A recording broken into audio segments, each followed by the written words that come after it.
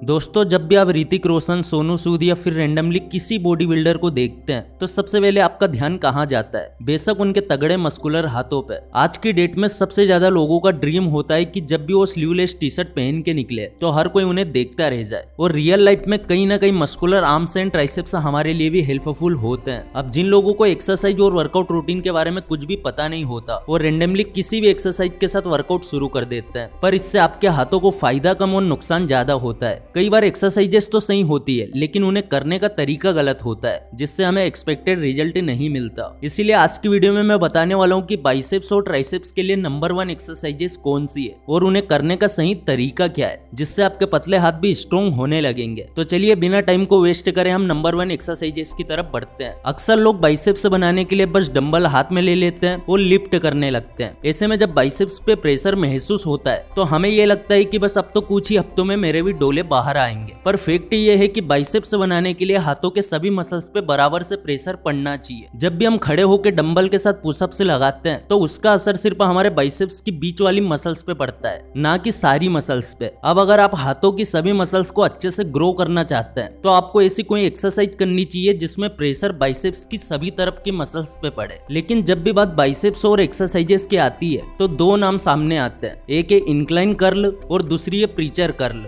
पर दोस्तों, कई स्टडीज में पाया गया है कि इंक्लाइन कर्ल के मुकाबले प्रीचर कर्ल बाइसेप्स मसल्स के लिए ज्यादा बेहतर होती है, क्योंकि ये हमारे बाइसेप्स के सभी मसल्स को एक प्रॉपर वे में ग्रो कर सकती है। तो चलिए अब समझते हैं कि प्रीचर कर्ल में कौन सी गलतियां नहीं करनी चाहिए। तो सबसे पहली गलती जो लोग करते हैं वो ये है कि एक्सरसाइज करते वक्त लोग अपना हाथ सीधा ही ऊपर लिफ्ट कर लेते हैं। एक्चुअल में हमें अपने हाथ को ऊपर लिफ्ट करते वक्त थोड़ा सा अंदर की ओर मोड़ना होता है। एक्सरसाइजेस में कभी भी जल्दीबाजी नहीं करनी चाहिए। शुरुआत में कम वजन वाले डंबल के साथ 10 से 20 रेप्स करना है और फिर वजन बढ़ाते जाना है। ये एक सिंपल सा चेंज आपके बाइसेप्स की एक्सरसाइज को काफी इफेक्टिव बना देता है। दूसरी एक्सरसाइज आपके फोरम्स के मसल्स के लिए। हमारे फोरम्स में जो मसल्स होता है उसे कहा जाता है ब्रेकियोरेडियलिस। इसके लिए आपको अपने एक हाथ में डंबल लेना है, फिर थोड़ा सा अंदर की ओर हाथ घुमाना है और फिर ऊपर की ओर लिफ्ट करना है। बस ध्यान रखना कि आपका एल्बो पीछे की ओर नहीं जाना चाहिए। इस एक्सरसाइज की एक खास बात ये भी है कि इससे आपके फोरम्स तो मस्कुलर बनते ही हैं, पर साथ में आपके बाइसेप्स के एक और मसल्स पे प्रेशर पड़ता है, जिसे कहा जाता है ब्रेकियालिस।